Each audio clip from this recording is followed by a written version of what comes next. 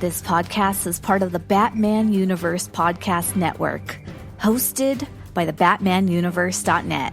Check out everything related to Batman and the entire Bat family at the BatmanUniverse.net, including news and original content related to comics, movies, television, merchandise, video games, and more. Also, check out some of the other unique podcasts that TBU has to offer.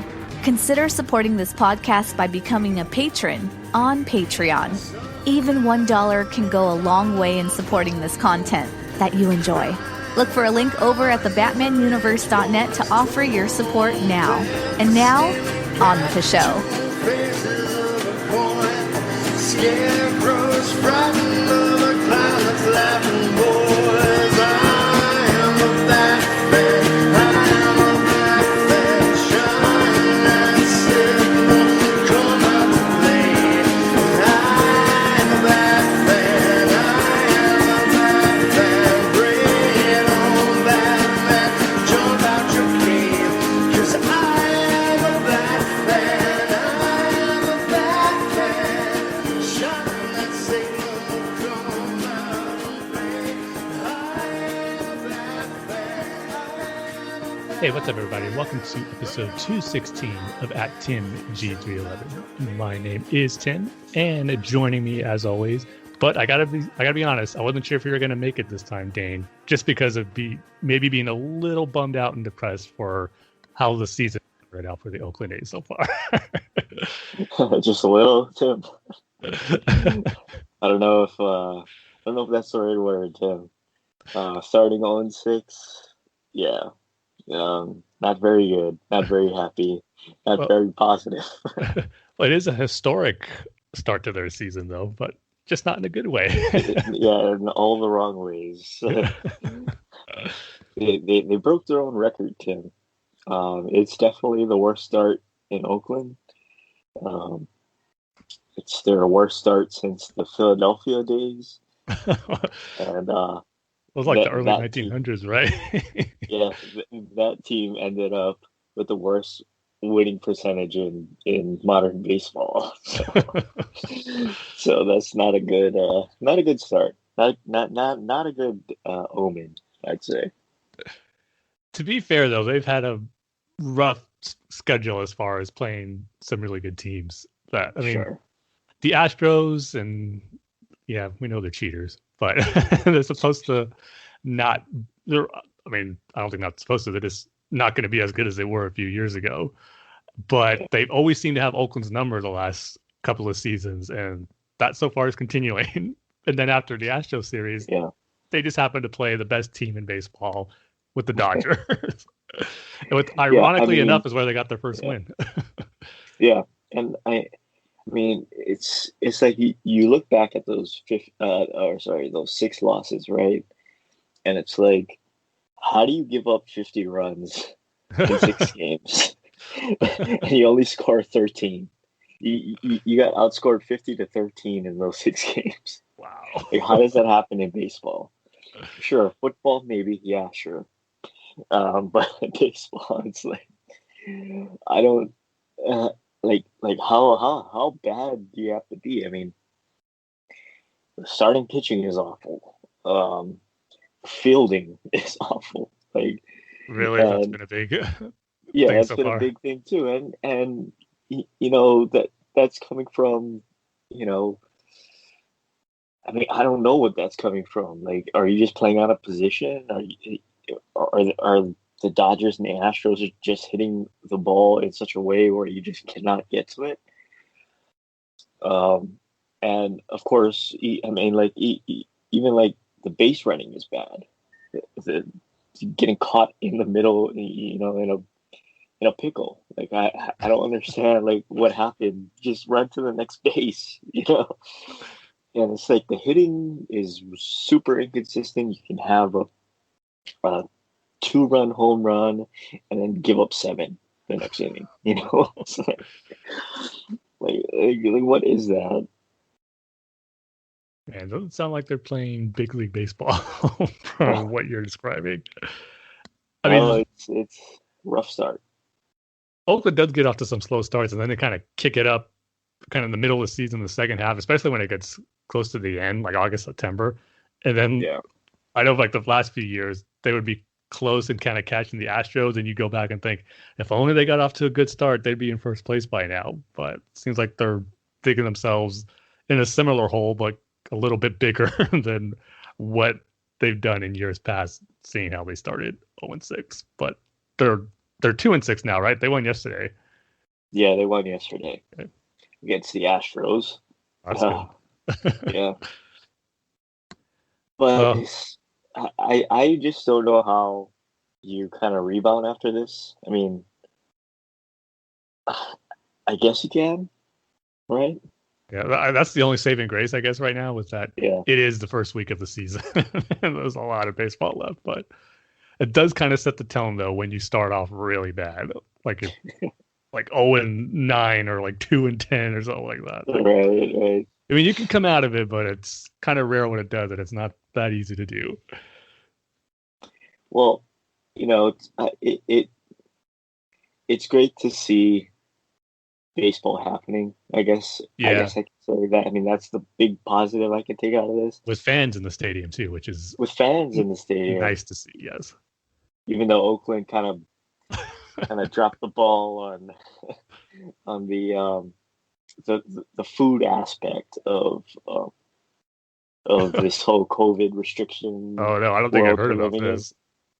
Yeah, so how you do it now, I guess, is you download this app, and then it has like all the restaurants that are open. You pick what you want, and then they're going to give you a time and a place to pick it up. So you don't actually go to the place and stand in line and, you know, order and stuff.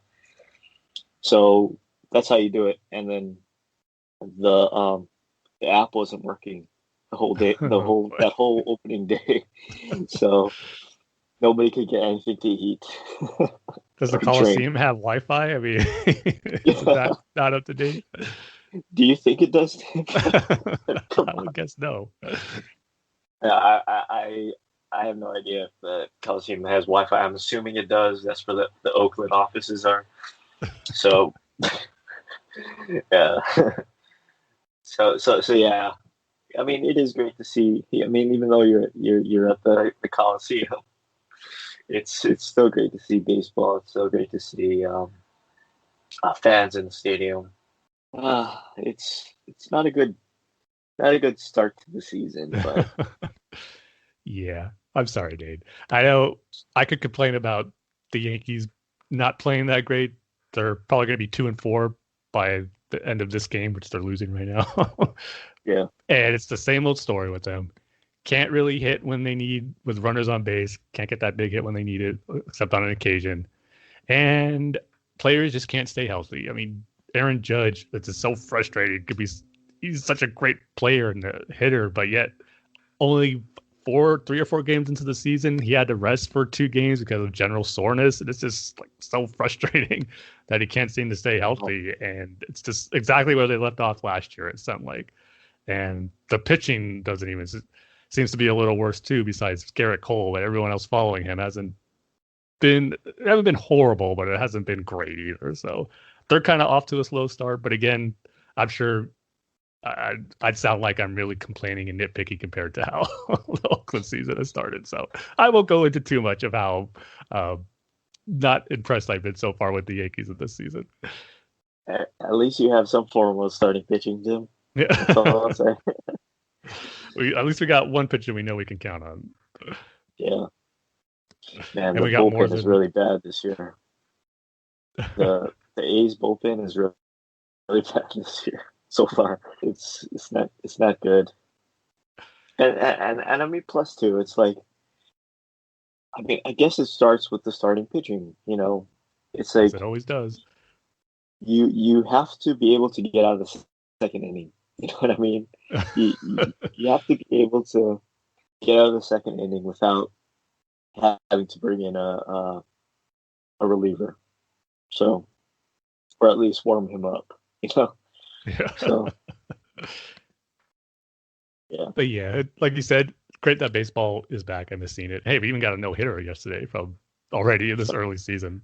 The Musgrove from the Padres threw the first no-hitter in the franchise history, which is cool. But so it's great to have the game back and just seeing the highlights of all the different teams and everything going on. But not the best when it comes to our particular teams right now, Dane. So hopefully that'll change as the season goes on.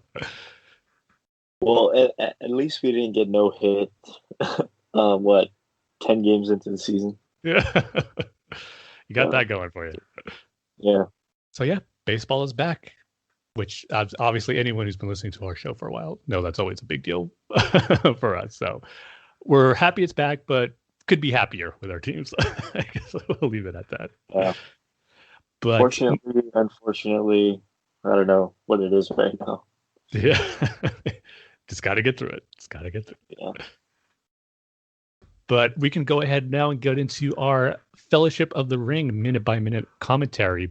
But before we do, Dane, you just let me know before we started recording that you finished the audiobook of the Fellowship of the Ring. And I just said, no, hold on, we got to save it for the show. I'm curious to hear your thoughts on finishing it because you went through it pretty quick. I think we did it like a week or two ago. I know since our last episode, which is be around 2 weeks ago, but yeah, I think it was Monday. I think I bought it this past Monday. Okay, yeah, so you went through really quick because they're not short. Yeah. So the audiobook is like 17 or 18 hours. And I have to say, it really surprised me. Tolkien is a really good writer. He is a really, really good writer. Mm-hmm. I know you had warned me ahead of time, like, just stick with Fellowship of the Ring because it's going to get a bit tedious. This is the beginning of it, yeah. Yeah, in the beginning, it does a little bit, especially with like the Tom Bombadil stuff. Mm. Like, I didn't understand, like, what was the point of that? You could kind of see why Peter Jackson felt it wouldn't fit in the movie that he did. Because I know a lot of when that came out, that was kind of like a complaint for some fans. Like, how can you not have Tom Bombadil in it? And how can he not even be in the extended edition? That's what I was going to ask you. Like, he's not in it, right? No, not at all. Yeah. And what's her name? Gold Lily or something. I know who you're talking about, but I can't remember. Yeah. Right now. Yeah, like especially like that part is like, what's going on here? Like I don't see why this is necessary. Why can't they just get to Bree? You know what I mean? Yeah. Like, let's just get to Bree and then we'll go from there. I think it's kind of cool though for him anyway. Someone they paint the picture. He's been on Middle Earth and lived in it forever. Like he remembers pretty much the whole history of it. Yeah, and I guess the song thing is kind of cool to ward off the tree. The tree, and then there's the is it called a river white? WIH WI. Oh, the barrel whites. Yeah, the barrel whites. Yeah. That was pretty cool. But besides that, like I didn't see like what the point of it was. But so you'll actually see, I don't know if you remember the Two Towers extended edition. There is a little when Frodo falls in. No, actually, where up in regards to the tree, Old Man Willow, where Merry and Pippin kind of are getting captured underneath the tree. Oh, I see. And then, but instead of Tom Bombadil coming and singing that poem, it's Treebeard, but he's doing the same poem to kind of ease the Old Man Willow tree and to release Merry and Pippin. So that was kind of a little nod to that sequence, except it was just in the Two Towers and not Tom. Oh, I see. But yeah, I really like the beginning, where he's sort of describing. Hold on, my Siri turned on. That finally happened to you. I can't hear anything though, but that happens to me so much when he's sort of describing the ring, and when Isildur gets it, and he's like, it's much more descriptive in the book because he cuts off Sauron's fingers and it falls, and then he picks it up and it scorches his hand, and then he's reflecting and he's like, this pain is gonna stay with me forever. And like of course, he says like there's when you expose it to heat, there's writing on it, and I haven't done it again because it's so precious to me that I can't do it. And I just thought that was interesting. That I wish they would have included in the movie, like just to like focus more on. It seems more like in the book, it's more like a drug addiction, right? That's the way he's describing it, and especially with Smeagol and how he kills Deagle and takes the ring and he becomes obsessed with it. He spies on people and then rats them out to each other and does all kinds of things. And then he's exiled, right? Yeah. I totally loved all that sort of way that Tolkien puts it, the grip that the ring has on you. It's more like a drug addiction rather than like a obsession sort of thing. I also really liked the Mines of Moria part where they go in and then they're reading that testimony or I don't know, but it's like a testimony or it's like a diary, and just the line where Gandalf's reading it and he's like the dwarves are saying like they can't get out, that they're trapped, that we can't get out, we can't get out. Yeah. That was really spooky. That was really effective.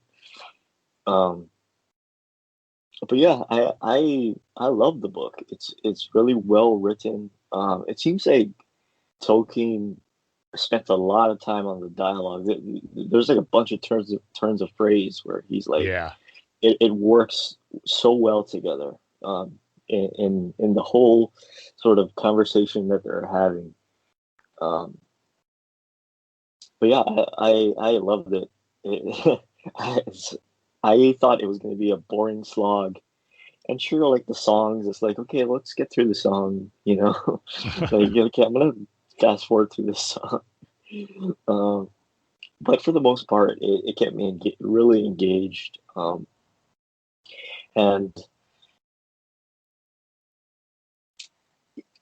I do have to say, like, it is long-winded, with the dialogue and everything.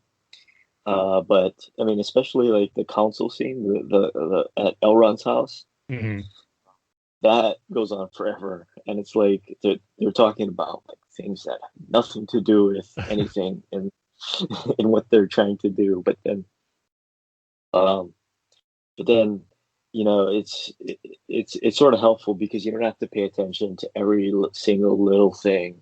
You can just get the main story points. I mean, unless you're like a big Tolkien fan or whatever, you read the books like every single year or something. Yeah, it's there if you want to dive in, which is great. But Yeah. at the same time, too, you can Yeah. kind of just follow along with the main plot. Yeah. Kind of ends differently than the movie, right? Oh, yeah, definitely. It actually kind of picks up where Two Towers, or I should say the movie continues on further than where Fellowship of the Ring ends. So kind of like the movie starts off a little bit with the beginning of Two Towers. Because if I remember right, Boromir doesn't die at the end of the book. That's kind of the beginning of the Two Towers book. Yeah. The Fellowship of the Ring ends with Sam and Frodo going down the river after Boromir attacks Frodo. Yeah, that's right. And then correct me if I'm wrong, but you don't find out that Merry and Pippin got kidnapped by the orcs. No, you'll find out to the Two Towers, yeah. Yeah, because I'm in the beginning of the Two Towers right now, so. And I don't think this will be considered a spoiler, but it's actually the movie shows more of what happens than what the book tells you. The book just kind of tells you what happens. It doesn't actually. It's not a portion of the book where you see the Uruk-hai kill Boromir and take Merry and Pippin. It's kind of just described to you in passing as characters are talking. Yeah, right. Also, I know I bring this up all the time, but when Gimli says when they are at that pass thing, and then Gimli says like, "Oh, let's go through the mines of Moria. My cousin is there. He's gonna hook us up. We're gonna have a great time." And then they go there, and then they find out everybody's dead, has been dead for a long time. Uh, It makes sense now. Now that I read the book. Okay, so if you don't know, um, so people go, and then the dwarves go, and then they get killed or something, and then another party goes. I think the guy's name is Balin. Balin, yeah. Yeah. Gimli's So cousin, I he believe. goes. Yeah, he goes 30 years before the time of the Fellowship of the Ring. So it's 30 years before that. And then he sets up shop and sends word back that, oh, we found this and this and this and Mithril and yada yada yada. And he becomes the Lord of Moria. But then 5 years later, the I guess they dig too deep, and then all the trolls come out and the orcs and all those bad things, and the um, yeah, and then they get killed. So now I have a full explanation of it. See, the book, it was worth it, you reading the book just for that, so you can get that information. Yeah. So it's been 25 years they've been dead, essentially. When you go there in Fellowship of the Ring. So yeah. Yeah, see, I'm glad you loved it. I was worried that you might not make it through the beginning while Frodo's trying to leave the Shire, but I'm glad to hear that you really, really enjoyed it. And I just remember when I read it for the first time, just how I both appreciated how faithful and closely Peter Jackson followed all the main bits of the movie and just kind of things taken straight out from the page and dialogue being word for word, but at the same time expanding on that and just diving deeper into the world of Middle Earth with how much Tolkien wrote in the book and just so much world building that he put in the Fellowship of the Ring. So it's just really cool to experience that. I remember the first time just coming off of the movie, having that being my first big exposure to the story of the Lord of the Rings. To me, it just made me appreciate both the book and the movie even more so. So I'm glad you started this journey on the audiobooks for Lord of the Rings. So you're making me want to go back and read it or listen to it. Another good thing is I like how he takes his time with the story. Oh yes. Because so Bilbo's birthday, and then gives up the ring and goes lives with the elves, and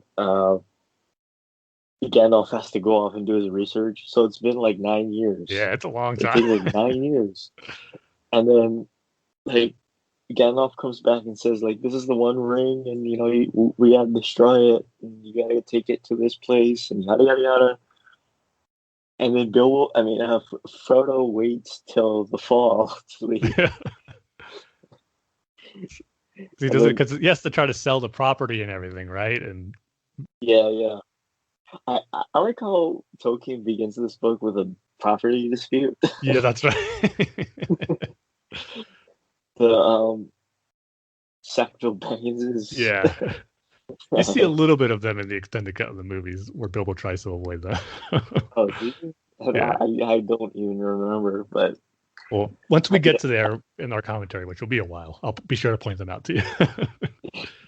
but also I like how Frodo he buys a house, and I can't remember the name of the town he buys it in, but then he has the forethought to have his friend act like him, his friend Fatty Bulger, to go around and act like him.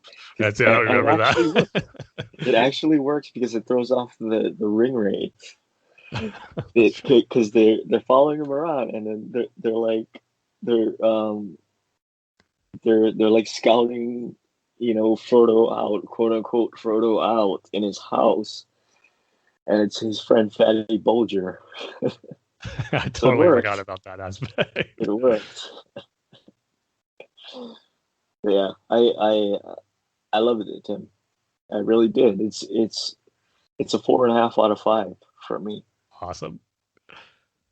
Well, what better segue than to start the commentary for the Fellowship of the Ring for the movie and just relive that magic for a minute right now. So, as always, you want to get your VHS copy, your Betamax copy, your Laserdisc copy, your DVD copy, your HD DVD copy, your Netflix physical media disc, your Blockbuster membership card, your DVHS copy, and as always, your VHS to converted DVD copy through either a VHS DVD player combo or a PC program that you have to convert your VHS to DVDs, whichever one you prefer.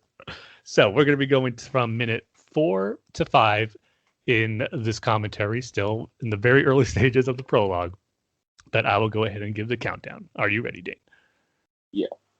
3, 2, 1, play. As we see Isildur staring at the finger in the ring.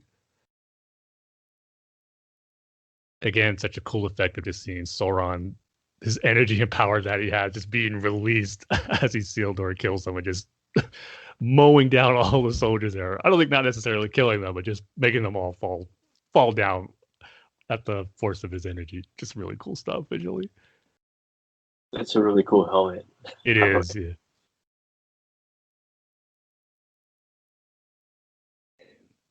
They're coming to the ring already.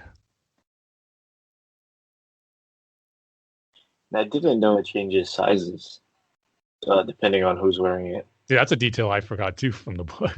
Yeah. This is a little extended scene right here, and actually seeing Isildur get attacked by the orcs. Oh, this wasn't in the movie? No, and him putting on the ring right here. Well, as we were at the start of him putting on the ring, but unfortunately we're at the stop right there. But that whole section of him putting it on, trying to escape, was added in the extended edition. Oh, I see. But hey, we're making progress on the prologue, Dane. We're out of the opening battle. I wonder how long. Well, we still need Bilbo's monologue, right? Doesn't Bilbo take over the monologue? No, but we see Bilbo though once we get to everything with Gollum. So it's always Galadriel who's doing the monologue over the prologue. So that's another question too. Like, who is Galadriel? You kind of come across her in is it Lothlorien? Yeah. Mm-hmm. Or Lorien? Lothlorien. Yeah. Lothlorien. And then like there's some kind of blight on the land or something. Like their home is dying, and they come across her, and then I mean there's that whole scene where she, says, "I'll be the most beautiful queen in all of the land. Everybody will love me," and yada yada yada with the ring. So like who is she? Is she like the queen of Lothlorien? Yeah. Is that who she is? Or is she like a psychic? Oh. Well, yeah, she's okay. One of the most greatest or most powerful elves who lives on Middle Earth, and she rules with her husband Celeborn, who doesn't really do much in the movie, but you see him with her. But Galadriel obviously has the bigger role. But yeah, they're definitely kind of rulers of that section of elves, because there's obviously elves in different parts of Middle Earth. So you got some in Mirkwood, where Legolas is from, kind of referred to as the Wood Elves. You got the Lothlorien elves, and then Elrond in Rivendell. So, but she is definitely one of the more powerful ones. I see. I really like how the elves don't like the dwarves, and the dwarves don't like the elves. Yep. And they're like racist against each other. It's like, what happened? I think it's Moria, I think it was Moria, because whatever happened in Moria, it affected Lothlorien somehow. I think that was it. I think that's how it was explained in the book, but I'm not sure. So okay, yes, I don't remember that aspect. See, just more reason to go back to it. But I appreciate anyone like diehard Tolkien fans who, like you said, maybe reads the book once a year or every so often and just knows all these details from like the back of their hand, where they can just recall it just like that. Where here I am saying, I don't remember that. I have to go back and read that. But I know there are some who probably know everything and every detail in those books, which I think is cool. That's the thing too. I mean, these books are I haven't read Two Towers or the majority of Two Towers and Return of the King yet, but Fellowship of the Ring is so dense. It's like a textbook. You know, there's like so many little details. It's like my brain can't handle some of that, so it gets dropped to the wayside. But I'm sure there's people out there that know like every single word and every single, like, oh, what, when this happened, what page was that on? I'm sure people can go back to it. Yeah. And tell you what page that scene happened. Yep. Without question, I know they're out there. Yeah. All right. Well, cool. Glad we're making progress on our Fellowship of the Ring commentary, and Dane is reading or I should say, listening to the audiobooks. So that makes me happy. Yeah. But with that, we can go ahead and get into our feature topic, which is going to be a review of one of the bigger movie releases that should have happened last year, but got pushed to this year and premiered on HBO Max about a couple of weeks ago now, and that is Godzilla versus Kong. And besides giving my thoughts on it, I'll kind of just give my thoughts on the whole Monsterverse, as it's referred to in general, kind of how it started and where it ended up here. So we'll be giving spoilers on the movie in case you haven't seen it yet or don't really care about it and you haven't seen it yet. We can continue on listening. But before I start, Dane, I can't remember how many of the movies did you see of the Monsterverse? Because I know you saw some. I don't think you saw all of them. Yeah, so I saw Godzilla 2014. Yeah. 14 was it? Yeah. And then nothing else. Okay, so that was the only one. Yeah. I didn't see Kong, or I didn't see what was the Godzilla? Godzilla, King of the Monsters, yeah. King of the Monsters, right? Yeah. Okay. Which is why I was lost when I was watching Godzilla versus Kong. Well, I mean, yeah, you won't know what certain things were going on and maybe why certain things happened, but at the same time, I don't think it was too necessary, really, to just get the overall point of the movie. But I'll just say, starting off, I'll get the negative out of the way first with Godzilla versus Kong. The human aspect of it, a lot of it was pretty rough, in my opinion. And that was a big part of why I wasn't a big fan of Godzilla King of the Monsters. I just really thought the overall story, just the humans in it, really brought it down for me, taking away from some of the big epic fights we got between Godzilla and the different monsters.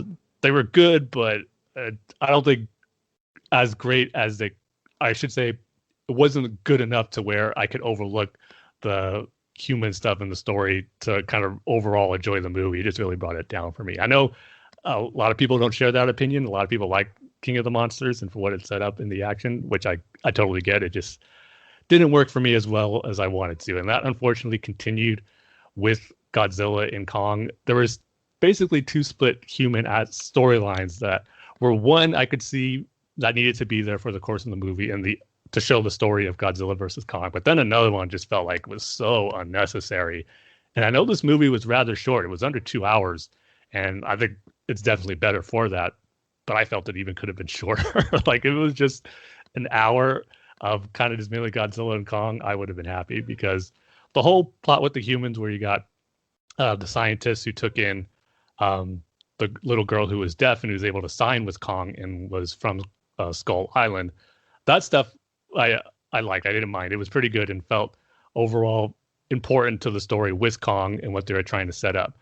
But the other aspect of it, where you got Millie Bobby Brown, the kid from Deadpool 2, sorry, I can't remember his name, and then they're trying to find this podcaster who's trying to blow the cover off of Monarch and the conspiracy and all that. That stuff just felt really unnecessary to me, and just trying to force in humor that wasn't really funny. And just every time those characters were on screen, I was like, okay, let's just hurry up and get this over with and get to Godzilla versus Kong. So a lot of that stuff was pretty rough for me. But when you're just talking about what you came to the movie for, Godzilla versus Kong, that did not disappoint. That I'm glad there was more than one fight. I'm glad it just wasn't kind of a thing where you had to wait to the very end to see Godzilla take on Kong. I like they had that little skirmish out in the ocean where Godzilla comes in and attacks Kong as they're trying to bring Kong to that location to get him to lead them to that place called Hollow Earth. So that was a cool kind of round one and set up for the epic duel that we're going to get at the end. So that was cool. And then the final fight between Godzilla versus Kong, that did not disappoint in Tokyo. Just great directing, cinematography as far as big monster action fight sequences go. It was, well, just the action was, you really felt the impact of these two titans going at each other. And it was just really cool to see them use their abilities. Each guy had their moments where they get their shots in, and just really great action there with these two monsters that you would hope to expect for a movie like this. And then also I was happy with, the director said that there's going to be a definitive winner in this fight. It wasn't going to be like a stalemate, and I was happy to see, as me being on Team Godzilla, that Godzilla came out on top. I just liked how it happened too, where he just gets Kong on the ground, kind of puts his foot on his chest and just roars in his face and just waits there until Kong kind of surrenders and submits to him as being the victor. I just loved how that whole dynamic of the fight ended. So I love that stuff. That was great. And then I knew going into it that this was probably going to be the case because they kind of set it up, and at the end of Godzilla King of the Monsters, that Mecha Godzilla was going to be in this movie. And I kind of knew going in, it wasn't a huge surprise that, yeah, Godzilla and Kong are going to fight, but then Mecha Godzilla is going to come and they're going to have to team up to take him down. And that's exactly what happened. But at the same time, I don't mind that, because that was, I think, another great way to cap off this big fight between Godzilla and Kong, but then seeing them team up to take down Mecha Godzilla, I thought was a good way to end this movie on. And that was really cool too. Again, just visually seeing them both work together to take down Mecha Godzilla, seeing Mecha Godzilla's abilities and Godzilla and Kong trying to take him down, I thought was really fun action stuff. I will say I wasn't a huge fan of the design of Mecha Godzilla. I mean, it wasn't horrible. It just felt a little like too Transformers to me. I do really like the Japanese design of Mecha Godzilla from those old movies. I kind of wish it would have had more of that feel, but not a huge deal. It didn't look as cool as I hoped it would. So yeah, all that stuff was great. I loved what the movie was set to do as far as Godzilla versus Kong. It succeeded. It was just kind of everything else in between that just didn't work for me. I did like, though, there were some elements of some cool story ideas with the whole thing of Hollow Earth being where the monsters and titans come from, and how Kong's Skull Island was kind of a part of that Hollow Earth that came up to the surface and reached Earth. I think that was pretty cool, and just seeing that whole world was pretty cool visually. So I like that whole aspect of it. But anything else, mainly with the humans, it was just like, I'll probably skip and forward this. So there's going to be occasional, whenever I watch it again, it'll probably just be like only 45 minutes or to an hour I'll be watching the movie, because it'll mainly just be for the monster action. And at the same time, too, that's the main point of the movie, and what you kind of want to get out of it and enjoy the most about it is that monster action. And that's what I got. So overall, I enjoyed it. I'd probably go ahead and give it a 3 out of 5. The monster stuff between Godzilla and Kong didn't disappoint, but everything else in between, yeah, a lot of it was unnecessary and just pretty rough. So yeah, that's my thoughts on it. So Dane, I'm curious to hear yours, even though you kind of said you were lost on it. I'm wondering if the monster action at least lived up for you. Yeah, so you see, I thought all of the human stuff with Millie Bobby Brown and that kid and the podcaster guy, Mm-hmm. I thought that was a continuation of what happened in King of the Monsters, because I know Millie Bobby Brown is in that, right? Yeah. Mm-hmm. Yeah, and I thought this was just the next like the sequel to that. So I thought all of that was, what, like they're trying to do like some time thing or something. Is that what they're trying to do, Tim? A time, like yeah, like I didn't get that aspect. I just think they were trying to like it's really hard to explain, because I had to turn it off. And for me, it's how forgettable all that stuff was. Yeah, it got too bad for me. Yeah, it's so unnecessary too. That's the thing. Yeah, especially when like a Mecha Godzilla shows up, I just did not like that look of that thing. That whole thing with the company and what they're trying to do. That's what I'm trying to explain. Like what's that company trying to do? Like they found like some kind of atom or something, and then for like a second time stopped or something. Is that what they're trying to do? See, all I got out of it pretty much Yeah. was they need to harness and sustain the power to use Mecha Godzilla, and they need the energy source for where it comes from, which is that hollow Earth, and to get enough energy from its source to use it to power up and use Mecha Godzilla to have that human connection with it, as we saw the human pilot who tried to use it but got took over. So Yeah. I'm not sure. I don't remember anything about a time. Maybe I just forgot about it. Anything has to deal with time, but the main thrust of it anyway was for them trying to harness that energy source to power up and use Mechagodzilla so that humans once again could be the dominant species on Earth and not have to worry about Titans. So, all that typical cliche corporate businessman who's evil and all that stuff. Like, again, it's like to me just so unnecessary with this. Yeah. You just try to add these human elements into it where you don't need it in a monster movie where it's Godzilla versus Kong. Like, that's what people are here to see. Let's just get mainly to that. I haven't really seen the Japanese films, the Japanese Godzilla films, but like, are do those have like the human element in there too? Yeah, there's a It's lot of like, it. And a oh, lot we of have that's to just do. as cheesy too. Oh, that's what I figured. Um, yeah, I honestly I had to turn it off halfway through.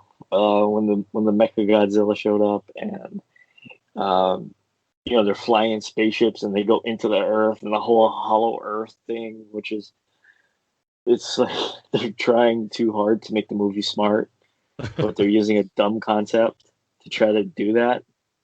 With the Hollow Earth and everything. Um, so yeah, I just had to turn it off. It was just a little too much for me. Like, if you turned it I, off when I Mechagodzilla came, you didn't really have much longer to go. what like much longer to go until a big fight scene No, until the or movie was over. oh really? Yeah. I don't even know where I turned it off. I was just like, yeah, that's enough for me. When Godzilla shows up and they start him up or whatever, and then he does his roar. Is like I thought the roar was pretty cool with the digitized roar thing. But that was cool. I really liked the first interaction between Kong and Godzilla, where Godzilla's in the water, going towards the ship, and then the battleship fires off the missiles and stuff. I thought that was pretty cool.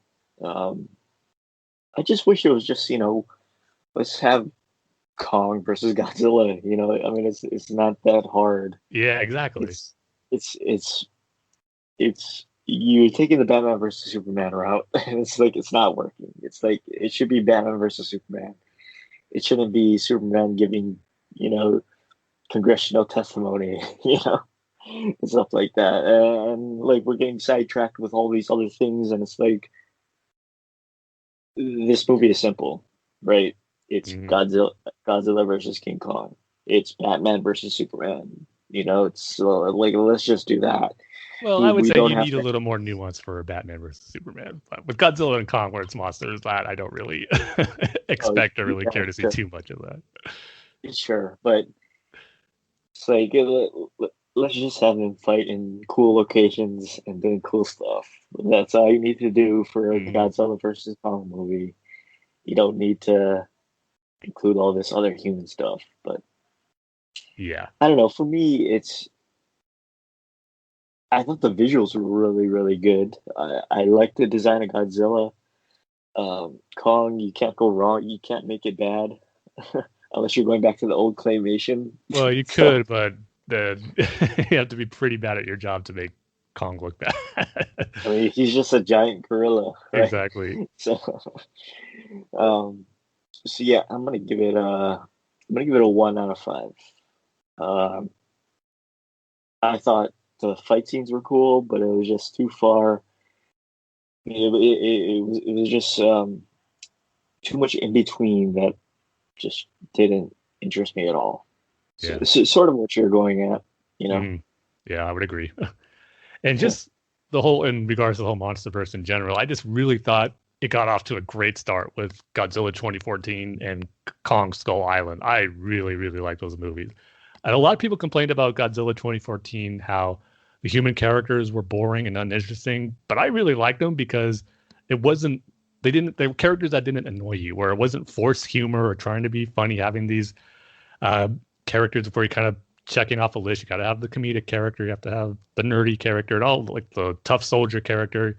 To me, it just felt like real people in a situation, even though one of them was a soldier, and you had scientists with Bryan Cranston, but they just felt more real to me in this real universe. It didn't feel forced, and I appreciated that about the first Godzilla movie. And my only knock on that was, yeah, it did take a little too long to fully show Godzilla. That got a little bit of annoying throughout the course of the movie, where he'd show up and then they cut away. You don't see the action. But then Kong Skull Island, it was a totally different movie, but that was so much fun. Same thing with the characters on that.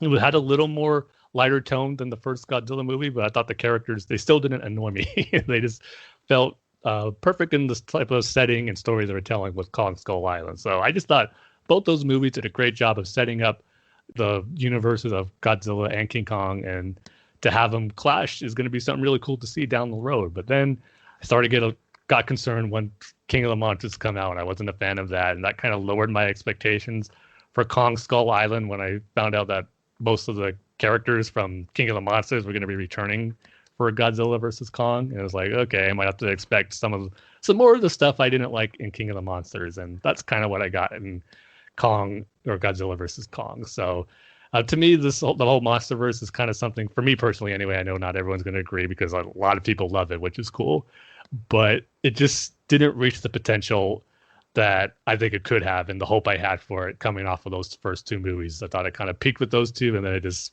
kind of started to go downhill from there. So if I were to rank them, my favorites would be Godzilla 2014, Kong Skull Island, then Godzilla versus Kong, and then King of the Monsters down at the bottom. Wow.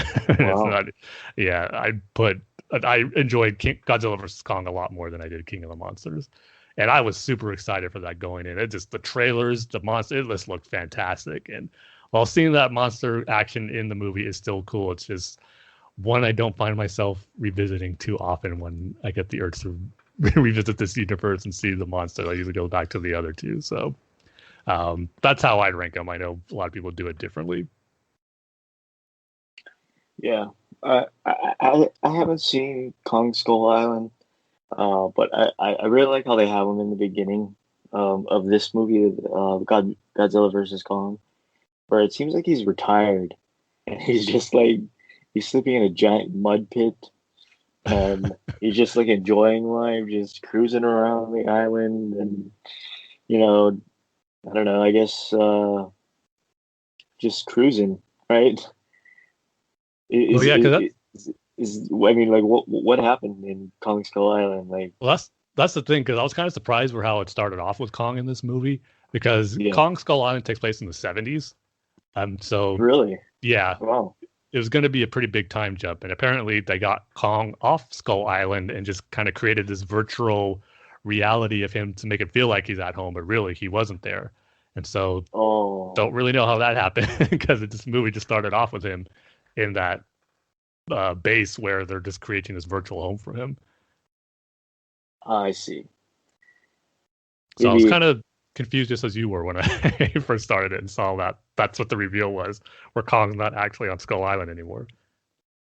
I mean, I thought he was just cruising. Like, that's his life now. I just wake up in the morning in my big pile of mud Yeah. and, just go cruise around the island, get something to eat, Because that's how it take was a for nap. him on his actual home in Skull Island. So yeah, that's pretty much what he would do. Oh, wow. Jeez, and like us humans had to interrupt him Of course, and as say, like, usual. "Oh, Yeah. can you go fight this giant lizard for us?" Yeah. Right on. Thank you so much. Can you risk your life, your perfect life? And by the way, we're For going to keep you chained and tied to a boat as we bring you there. Oh man, yeah, that's good. That's great. So what is Millie Bobby Brown and the kid and the podcaster guy doing? What are they trying to do? Like, I they're think they're trying just to like trying to find. prove that Godzilla is not the one kind of going bad on his own, that he's being forced to do this by that company Monarch. By the company. And yeah, just trying to expose what they're doing, pretty much. All right. Yeah, exactly. So, yeah, that's our review for Godzilla versus Kong. Unfortunately, not as great as I was hoping it could have been. But yet, I was kind of expecting that coming off of King of the Monsters. But I'll definitely go back and revisit the Godzilla versus Kong action, because that did not disappoint. And we'll see where the franchises go for here, because I think it's going to continue, because the movie's a big hit. And I think it's the biggest movie opening since the pandemic hit. And I know it had good numbers on HBO Max. So we'll see where they go from there. And I'll still be along for the ride, because it's still fun to watch big monsters fight each other. So it's always a good time. But with that, we can go into some news and discussion topics, which we got some pretty big stuff that happened the last few weeks since our previous episode. And none other, at least for me anyway, is bigger than finally getting our first look and some casting announcements for Batman The Long Halloween Part 1, the animated movie. And first off, The Hollywood Reporter had the exclusive reveal of the voice cast that got announced for the movie. And of course, whenever there's a new Batman movie, the one I'm most curious about is who's going to be voicing Batman. Is it going to be someone new, familiar voice actor who's played him in the past? And this one's kind of both, because Jensen Ackles is actually going to be playing Batman. And he previously voiced Jason Todd in Under the Red Hood and was fantastic as Red Hood. This is one of those performances where whenever I read a comic with Jason Todd in it, I hear Jensen Ackles' voice and performance of Jason Todd. He did a great job. So when I first heard he was going to be Batman, I go, oh, that's interesting. But he did such a great job with Jason. I'm looking forward to hear how he does with Bruce. And then once the trailer hit, I was like, yeah, he sounds like a pretty good Batman. So I think he's going to do a good job. I like how he's going with the performance so far, and he has a good Batman voice, which is cool. So that's cool. And then some of the other voice actors announced was it says that Naya Rivera is going to be playing Selena Kyle in Catwoman. And this is kind of some sad news, because I didn't realize when it was first announced that she is the actor from Glee who died tragically in last July trying to, I believe, like save her son from in the ocean, like a boating accident or something. I don't know the full details. That's who that is? Yeah. That's who that is? Oh, God. Yeah, so this is going to be one of her final performance here, which obviously is sad, but in the verse or the little bit we've heard of her performance as Catwoman in the trailer, she sounds like she's going to be a good Catwoman in this one. So a little bit of a sad note here on the announcement of the voice cast. But then rounding it out for the other main roles, we got Josh Duhamel as Harvey Dent, Billy Burke as James Gordon, Titus Welliver as Carmine Falcone, and David Dastmalchian as Calendar Man, who he's actually going to be playing Polka Dot Man in James Gunn's Suicide Squad. So he's rounding out for some of the more obscure DC Comics villains. And then coming back as the Joker is Troy Baker, who's kind of becoming the go-to Joker voice actor, which is fine by me. He's great in the role, but it seems like a lot of the animated movies and video game projects, he's doing the Joker for most of this. So that was great to get the casting announcement, but I just really could not wait to get the trailer. And we got that just a few days later. And the movie does look really, really good. I will say, though, I'm just a little bit disappointed that the animation style isn't capturing Tim Sale's artwork from the comic as much as I hoped it would. I know I shouldn't have expected kind of a full-blown just adaptation and copying of his art style, but I was hoping they'd take a little more inspiration from it, like they did with The Dark Knight Returns in year one, capturing those art styles for those comic book series. This one has the same art style as one of the more recent Superman movies, Superman the Man of Tomorrow, and even the upcoming Justice Society movie that's coming out in a little bit. And that should be expected because it's being directed from and written by the same team who worked on The Man of Tomorrow. So it makes sense that they would want to use that similar art style. It's kind of weird. It's one of those ones where, to me, it's very distinctive where, like, the black outlines of all the character designs are really highlighted. It seems like they stand out more in this animation style, which, like I said, makes it unique, but it's not necessarily always my favorite. So that was a little disappointment for me when I saw the trailer, because I just really was hoping to capture that Tim Sale style with some of the character designs, because they do look pretty different from how they are in the comic. But I'm still expecting a great adaptation of the story. Glad it's 2 parts. It does look really good. The voice acting seems really great, and the action on it seems good as what you would expect from these movies. So I'm really excited about it. Glad we got the casting announcement. Glad we got our first look. Now we just need a release date, as they still haven't said that yet.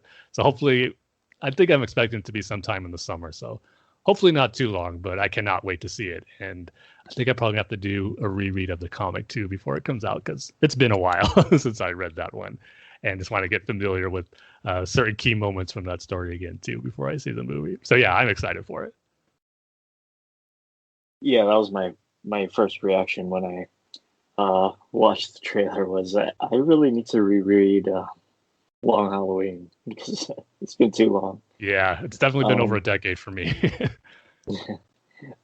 But for me, I really like the art style that they're choosing to go with here in this movie, because like it's like you said, it's distinctive. It's not just the run of the mill DC animated movie style, Mhm. and yeah, I really like the shadows, but yeah, I like the art style. Probably not going to be a Tim. Wait for the Tim review. I'm probably just going to go ahead and see it. Nice, yes. Yeah. Yeah, when it's for a classic story like this, yeah, you got to see it when it comes out right away. Yeah. So yeah, that was great to get. And then speaking of trailers, we got another trailer for the Suicide Squad. And I was expecting this because this one wasn't a red band; it was just a standard green band trailer that would play, I believe, in front of Godzilla versus Kong. So this one I was expecting it just to be kind of more of the same, just cutting out some of the more violence and the swear words. But it was a totally different trailer from the first one. And James Gunn even said on Twitter, I hate it when they release multiple trailers and it's pretty much the same as the last one. I made sure that if you're going to put out a new trailer, you got to make it different, which is cool that he wants to do that for the fans. But this trailer, I have to say, I really enjoyed this one more than the first Red Band trailer we got. I just thought this one captured more of the fun we're going to have with these characters and some of the crazy situations that we're going to see him in this movie, because they showed more of the characters who are going to make up the Suicide Squad in this one. And so there's looks like we're going to be some cool action with these really bizarre characters that we're going to get. And even the humor that was on display in this one, I felt was a little more funnier than what was showed in the Red Band. There's that moment where Peacemaker is kind of just talking about how he just believes in peace and far above anything else, and he'll do anything to get peace, even if that means killing every man, woman, and child. And everyone just looks at him like, man, this guy's just crazy and insane. So I just thought this trailer worked better overall from showcasing the characters, the type of humor we're going to get, and the action. So yeah, it was cool to get another trailer so soon for the Suicide Squad, and I'm just looking forward to it. I think it's just going to be a lot of fun. Have you ever read a comic with Polka Dot Man in it? I want to say yes, but it had to be something where it wasn't like where he was the main villain, but kind of just referenced as a joke, or was in like a scene or two that gets taken out by Batman right away. But yeah, he's like one of those characters that's so ridiculous that you just cannot wait to see him on screen. Yeah, it's like he throws polka dots at people. Yeah. That's what he does. And his costume is so ridiculous that it's great. Yeah, I know. I just love that James Gunn is just trying not making it any different. It's exactly how it is in the comics. It's like a jumpsuit with a hood and polka dots on it. Yep, exactly. Perfect. That's awesome. Yeah, this movie looks good. That's all I'll say. Yep, and again, another one I'm glad I'll be able to see on day one from home. Again, I'm just loving this. We talked about it last time. I'm just loving this whole getting to watch these big movies at home right when they come out. I'm enjoying it while it lasts. Yeah, and plus too, I wouldn't have seen Godzilla versus Kong. Yeah. Oh, I know you would. So, yeah. So, yeah. All right, then just the last bit of news, which is kind of a bummer. It really bummed me out when I heard this, but the New Gods movie that was in development by Ava DuVernay has officially been canceled by Warner Brothers in DC, along with the Trench spinoff, the Trench movie that was a spinoff of Aquaman, which I'm not really shedding too many tears over. I mean, I would have checked it out, but it wasn't something I was really excited about. But New Gods, I was really looking forward to this, especially coming off of Justice League or Zack Snyder's Justice League and everything we got with Darkseid in there. That kind of put me on a New Gods binge, watch or reading some of the first early Jack Kirby New Gods comics, watching a lot of the Superman and Justice League animated series episodes with the New Gods, just getting really immersed in that universe that I love so much, and just making me think to myself, man, we haven't heard much about the New Gods movie, but I can't wait to see what Ava DuVernay is going to do with it. And then this news drops. It was like, such a bummer. I think in the statement, it just says that as part of our DC slate, some legacy development titles, including New Gods and The Trench, will not be moving forward. That's what Warner Brothers in DC said. And they thanked Ava DuVernay, Tom King, James Wan, and Peter Safran, who were working on The Trench. But then they did say, which I thought was kind of interesting, is that if the projects were to get going again or brought back up, they says it will remain in their skillful hands if they were to move forward in the future, which means that I'm not expecting it, but at least the idea is still there where if they want to use these properties again, they will go back to these creative teams, which is kind of good to know. But again, I won't be holding my breath that that's going to be happening anytime soon. But it was a bummer because, man, the New Gods is just, it's one of those comic properties that would just be so good as a movie. The universe is like unlike anything else. Great characters, great backstory with the battle between New Genesis and Apocalypse. It's just, I think, is made for a really great comic book movie that would be awesome to see in live action. So it's a bummer, but hopefully one day we'll be able to see the New Gods in their full glory in a live action movie at some point. But this was definitely some bummer news to get. Yeah, I wonder what she would have done with it.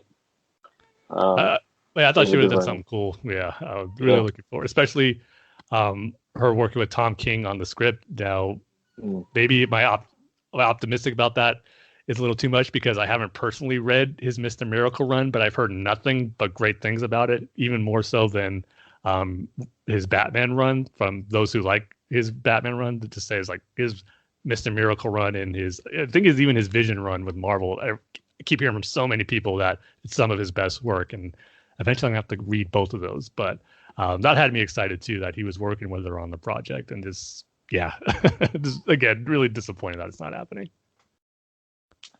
Yeah, that's unfortunate. But again, it's Warner Brothers. They announce the movies and it never happens.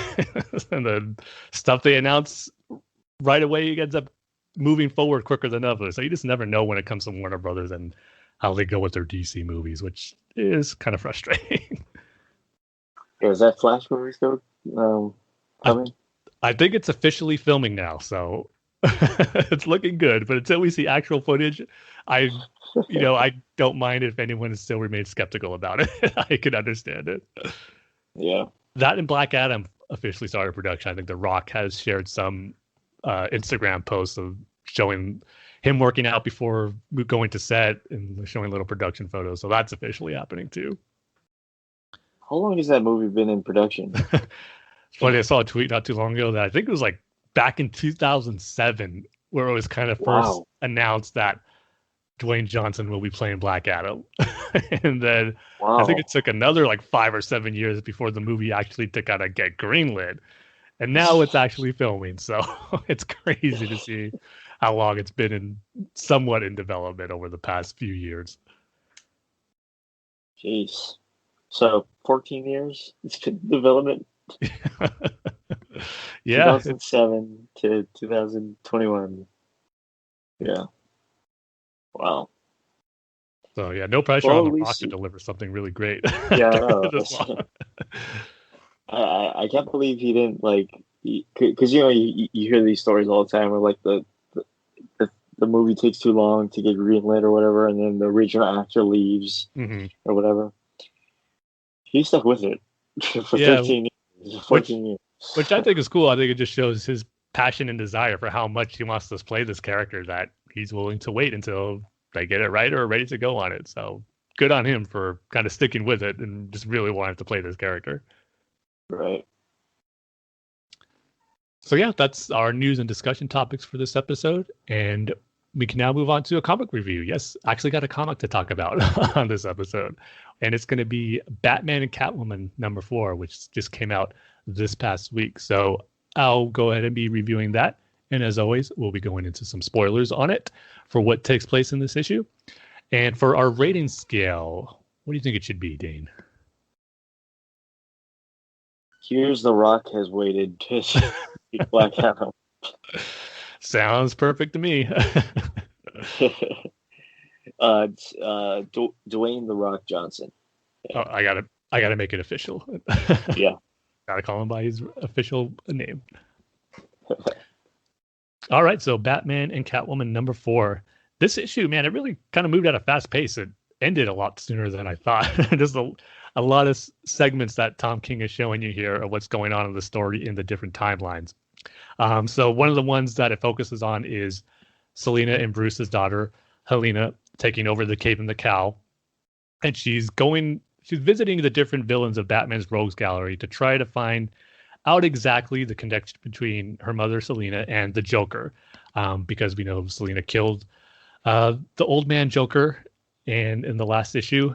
But she didn't reveal that to her daughter, but Helena suspects it, and she's trying to figure out their connection to why she would kill the Joker in their older ages now. So these were some fun sequences where she visits first Penguin, and I like a little bit of dialogue here where Penguin says, "What are you doing here? You're ruining my Christmas." And she just goes, "I'm sorry, Oswald. I don't mean to." And Penguin's all like, "What? Sorry? What kind of Batman says I'm sorry?" So I just like that different dynamic showing that how she's not like her father here. And when she see her visit different other villains like Ventriloquist and Scarface, Clayface, but my favorite one is kind of her visiting Mr. Freeze, and it's the opposite actually, where we see Freeze in the cryogenic sleep in like this tube that we're so used to seeing Nora in, and Nora is actually the one talking to Helena here. It's just kind of crazy to see that role reversal where Mr. Freeze did so much to keep Nora alive, and now it looks like it's the opposite here. So some fun little stuff there, seeing what the villains are like now that they're older. And then we get moments of also in the past where Bruce and Selina kind of going through some trouble here, as we know that Selina has been working with the Joker, and Joker is kind of telling her that she's in such an awkward place where she can't reveal to Batman that she knows things of what he's going to do, and that they've got to work together on this one job, and that if she tells it to Bruce, it's going to ruin everything. They'll probably end the relationship.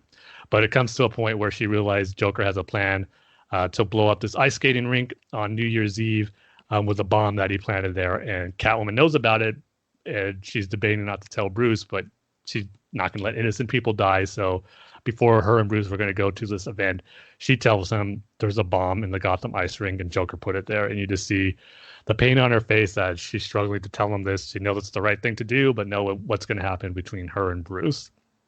And Bruce just kind of doesn't say anything about it, just says, ask for more information. And he just storms out of the room just as Batman would, to drop everything else at the moment and do what he needs to do. But we get a moment later on in the issue where Batman and Catwoman are talking on the rooftops, and Bruce isn't saying much except, "Where's the Joker?" And Catwoman is just kind of like, "What do you want from me other than that?" He just keeps pressuring her, "Where is he?" And then Catwoman goes off. She cusses him out and says, "Oh, what are you going to do? Threaten me like you do every other criminal? Hang me from a rooftop?" And then they just have this big argument where Catwoman leaves Bruce, and Bruce is there all on his own. And that's where the issue ends. But the big thing that I want to talk about, and just what I love so much about this issue, is not really a big portion of it, but it's my favorite aspect. And that is the Phantasm, and how we saw in issue 3, she captured Selina and kind of took her hostage, and how we know Batman and Selina are keeping the Joker captive so the Phantasm won't kill him. And so she kidnaps Selina and kind of wants to offer a trade, the Joker for Selina. She wants to make that offer to Bruce. And boy, the artwork in this is just amazing. Clayman is doing such an amazing job overall in general, but the way he draws the Phantasm, and it blows me every time I see her on the page. Her costume just looks so cool. It's just awesome. And to make it even better are the nods and references to the Mask of the Phantasm animated movie. Because where is the Phantasm's hideout where she's keeping Selena? Well, it's none other than the Gotham World's Fair that we see in the movie.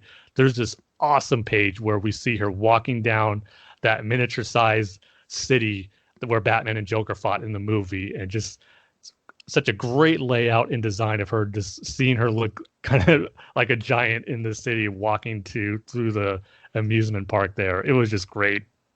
And then we get some more great references as it looks like she's remembering a conversation she had with her son where she's describing the World's Fair and the song that was played that we heard in the movie, and how there's a robot dog and a robot who cuts carrots, all things that we saw in the movie. Just fun little nods there. And again, I think it's kind of cool that Tom King uses those references as a way to kind of make you feel what Andrea is going to in this conversation that she was having with her son, as she's looking at images of him on some monitors and just knowing the pain she's feeling, knowing that he is dead, and she believes it's the Joker. And Selena comes to her and saying, you don't know for sure that it was the Joker who killed him, but Andrea has no reason to believe anything else. And like that's where she tells her she's gonna try to offer up Selena for the Joker to Bruce. And they just have this great conversation. And there's this great, probably my favorite page of the issue, where this close-up shot of Andre in the Phantasm costume, and it just, man, again, Clayman's art just draws the Phantasm like no other, like I've never seen before, and it just looks really cool. It's just amazing. And they just talk about how Bruce will he just can't accept things that don't go his way. He'll try to find a third option to not give up the Joker and to save Selena at the same time. So just great stuff. I just like the conversation they have between each other, describing how they know Bruce and how Andrea believes she knows Bruce longer than she has and how she knows him better. So just some great dialogue between those two. So everything with the Phantasm here, I just loved. And again, it just makes me can't wait to see more of her in the story. And she's not in it a whole lot in each issue, but man, whenever Andrea / the Phantasm is shown in this Batman Catwoman series, she makes her presence felt, and her presence felt to each issue, even though it's not a long one. It's just, I think Tom King is doing a good job of not necessarily using her too much, but just using her just right and just making memorable appearances and just doing a great job with how she's being written. And again, with Clayman's amazing art, it just makes every moment that the Phantasm appears a memorable one, and I love it. So this was another solid issue. It moved a little too fast. I thought I couldn't believe when it was over that this is it already. But other than that, just really great stuff. So I'm continuing to enjoy this series. So I'm going to give it 4 out of 5 years that Dwayne "The Rock" Johnson had to wait before playing Black Adam. So a lot shorter than his actual time that he had to wait. It would have to been like the greatest comic book of all time, and will never be taught to score as high as the amount of years he actually waited to play Black Adam. But yeah, that's it for the comic book reviews, and I guess for this episode. So as always, Dane, I'll throw it to you for the outro. Okay, just go over to BatmanUniverse.net, Facebook.com/Batman Universe, Twitter handle is at Batman Universe. Tim's Twitter handle is at Tim2311. I'll say it this time, Tim. Thank you. My Twitter handle is at Jane Says Banana. Rate reviews on iTunes, and email the show at batfanswithoutpants@gmail.com. So with that, like we say at the end of every single episode, Tim, we love each and every one of you with all of our monsters smashing and fighting each other hard. oh wow, that's a good one. We'll see you guys next time. See you next time, everybody. Sundown.